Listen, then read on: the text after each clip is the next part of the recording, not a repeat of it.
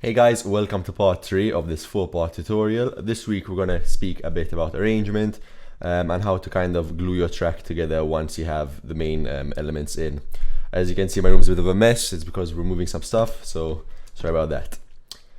So last week we went over all the basic synth elements and the week before we went over the drums. So right now you should have a solid backbone for your track. You should have all the main elements and you should be able to, get on with constructing your track. We didn't go into any automation or any track building yet, and that's what we're going to cover today. So my first tip when building a track is to reference. What do I mean? Especially when you're new and making music, you kind of just throw things in your project. You say, okay, I want the build up to be here, I want the drop to be here, but you kind of just go with the flow, and nothing's wrong with that. But sometimes you can get carried away and some sections can be too long, too short, or they just can't work in a club. So a good tip I could start off with is by referencing a track. What do I mean? Grab a track that you feel yours is a bit of a similar vibe to, and just see how that track was built. So over here I have a track, and all I'm going to do is I'm going to listen to the track, I'm going to solo it out, and I'm going to see how the track works. I'm going to see where the new sections come in, where drops come in, where drums come in. This is good because, for a fact, for example, this track I have here right now is a collab between Mark Knight and Danny Howard. And it worked in a club. There is proof of it. So let's start. As you can see, for example, here you can just hear the basic groove elements.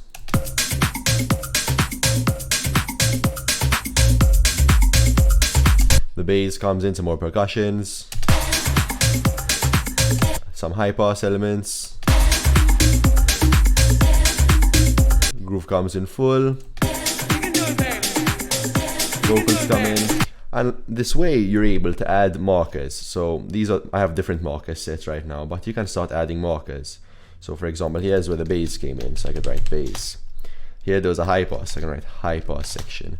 Here there was another drop section, so I can write drop. And now this is good because you know that once you hide your reference, you have these markers where you can build your track around. Essentially every track, most tracks have a similar structure, you have your intro, your breakdown, your drop, your breakdown, your drop, your outro. But like this, you can get into like the little details. And if your track has a similar vibe to the track you're referencing, you're not going to copy it, obviously. You don't want to copy it too much, but you can get the basic idea laid out. And once that's done, you can put your own stuff in. So once you have a basic backbone built, it's all about you going in and filling out the track. So right now you should have your main hook section, your main elements, which are these. And these are all the elements you need to build the track. So it's just a matter of scattering them throughout your track. So what I do is I do a lot of high pass and low pass sections, like I explained last time, for my main elements. So like my bass line has a high pass and a normal one. And I did the same with my kick. And these are going to help you build your track out into a proper arrangement easily instead of automating everything. So like I said, if you follow your reference, you'd know, like in this case, I had my kick starting on a high pass, I brought in the full kick here, and I had the same with the bass. The bass came in over here, it was high pass initially, then it went into the full bass, a high pass section here. It's just about building a basic backbone for now of your track, nothing too crazy.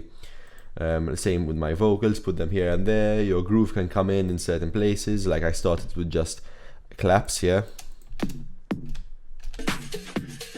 Then my hi-hats came in, it's just about building a story. But you can only get so far when it comes to just adding pieces of arrangement in and out. Then it's all about gluing them together, and that can be done several ways. It can either be done via automation, which is essential to track creation, or it could be done with adding different effects and things. So I'm going to go over the effects first because it's a whole section on itself. The way I make my music is I group up everything, and one of my groups is called the effects section or effect bus. And these are all the little things, the details I call them, which kind of are there to just transition, so things like this. So sweeps, uplifters, cymbal hits, crashes, rises. They're just there, they're not the core element of your track, but they're there to glue it together. And these are great for transitions as well. So what I use a lot, I use some sweeps. You don't want to use too many sweeps, because too many effects, because your track will become a bit too, you know, EDM-y, if you know what I mean. But subtle things like this, we have a simple white riser and a cymbal working together. They do the trick from bringing your sections together. So let me show you.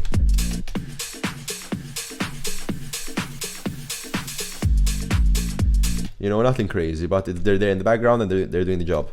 Now with these things, you can make the sounds, but you're honestly better off just downloading sample packs or using Splice and finding the stuff you need. And yeah, there's no real right or wrong way. It's just a matter of your style and how you want your track to sound.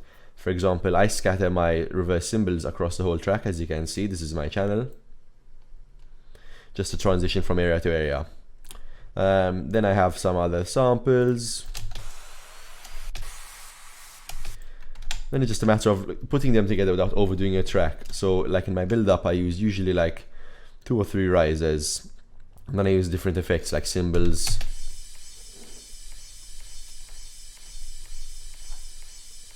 and then impacts. And that's basically how you build the effects section of your track. Crashes are really important for stuff like this.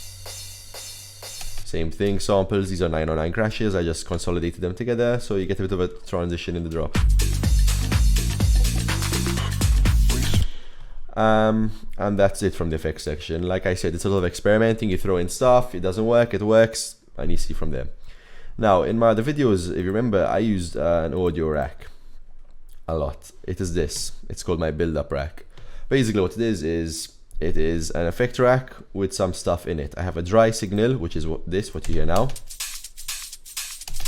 And then I have a wet version of the signal, which has some reverb, some delay, and 2 automation filters, filters. Now, by playing with my wet signal, I can do stuff like this.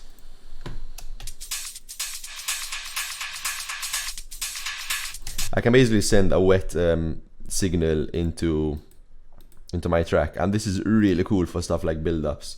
So if you press A to bring up your automation channel, you could see where I did this stuff. So let's listen to a quick part.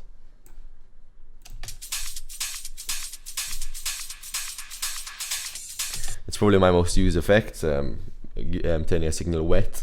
It's really good for transitions, for build-ups. You can play with the ping modifier, how many times you want it to bounce. There are loads of variables here. Then at the end of everything, I have 2 filters, a high pass and low pass. I mean, these are essential to transitions as well and building up tension. As you can see, like here in the build-up, my hats weren't as in your face. It was a bit wet, the signal here, as you can see. Then it comes into full force here. So that's one of the main automations I use in my track. I use it on my hats, I use it on my synth line. So probably like here you see on my synth line. I use it everywhere. It's great for transitions. It really, really works. And it's a way of, instead of having, you know, from your build up to your drop to your breakdown, instead of having those solid like lines between each section, it fades out. So for example, here, my whole synth boss, look at this. Let me see if I even did it actually. I should do it with my hat boss. You hear all those effects, like we had my rides being down pitched. We had my cymbals, the wet signal being sent. And then later on, it keeps going down with a low pass. Sorry, a high pass, and it brings it all the way down. And these are your little tips and tricks which can kind of like bring everything together in your track. You can automate anything. You can automate reverb, delay. Literally, if you go into your audio effects here, there's so much you can do. Chorus, erosion, you can overdrive your sounds, you can saturate your sounds throughout, and it's just a matter of putting them in your tracks. Now myself, for the way I make music, I usually stick with my reverbs, my delays, and my filters.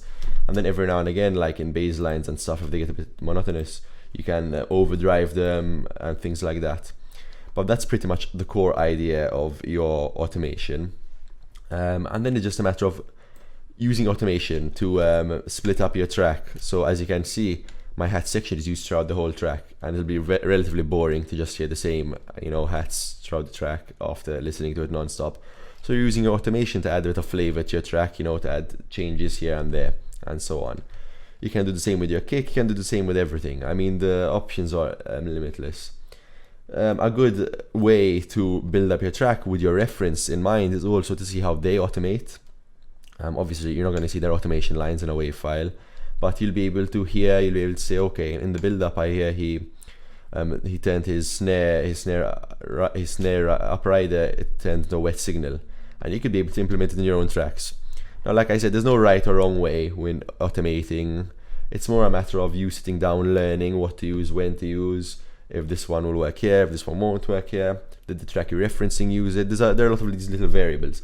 But I'd say this part of the track creation, the arrangement, the automation, and the construction is where you should spend most time. Because realistically, you can build a good drum loop, a bass loop, a drum bass synths in like a few hours. Then it's about making those ideas work, and that's where it really comes together. And you can really tell if a track was professionally made by how its arrangement looks. I mean, there's a big difference. I'm not saying how the master looks, but by looking at it, you can say, okay, the drop came here, the break came here, and that's pretty much what will take your track to the next level. Like this section, I can spend hours talking on it. There's so much to it, so I try to skim over everything. I try to just nitpick the things which are the most important, and like I said, next week we'll give away the full Ableton file. So I hope you guys learned something from this session. I know it was, like all the others, a bit rushed, but feel free to ask me anything in the comments, and I'll see you guys next week. Bye bye.